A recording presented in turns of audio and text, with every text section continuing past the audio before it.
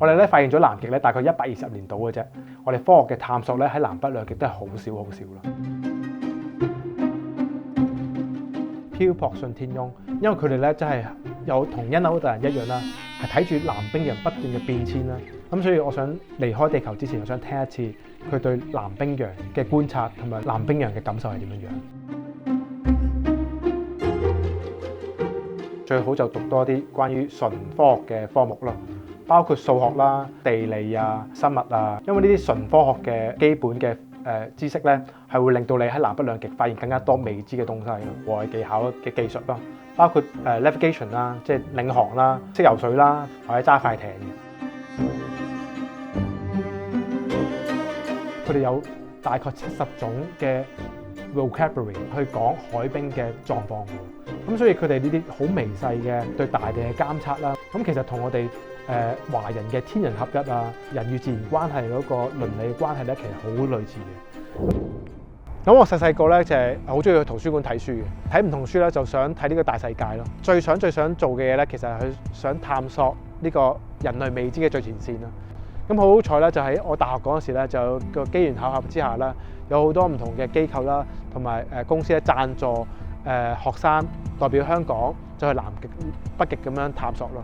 咁導致到我今日有機會啦，係成為一個冰川學家啦。每次返南極咧，就閱讀地球嘅故事啦。咁作為一個科學家啦，我哋咧永遠係觀察成個大自然系統嘅變化。其實佢嘅改變係越來越惡劣咯。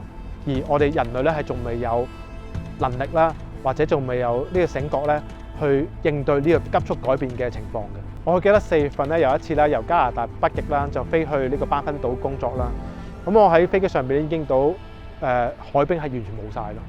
咁呢個係好 shock 嘅。咁其實南北兩極咧嘅海冰嘅融化速度係有歷史以嚟最高嘅咯。咁南北兩極嘅重要角色咧就係促進成個全球嘅海洋流咯。咁海洋流咧其實咧會影響到成個世界嘅唔同嘅天氣嘅狀況嘅。北冰洋嘅洋流啦，同埋南冰洋嘅洋流咧失衡嘅。唔同嘅地方咧有更加極端嘅氣候出現啦。歐洲更加會熱啦，落雨嘅地方會更加犀利落雨啦。全球氣温上升嘅話咧，簡單嚟講係代表乜嘢咧？就係香港或者成個亞熱帶地區啦，就越來越多颱風出現啦。咁呢啲颱風強度咧會更加比以前更加犀利咯。睇翻成個大地球10幾億年嘅歷史咧，其實印證到就係我哋生命力咧係好頑強咯。咁我哋同其他物種完全唔一樣，就係我哋有解決問題嘅能力咯。咁正我哋有呢個能力咧，我哋有責任就係要照顧好呢個地球，照顧好其他唔同嘅物種嘅 welfare 咯。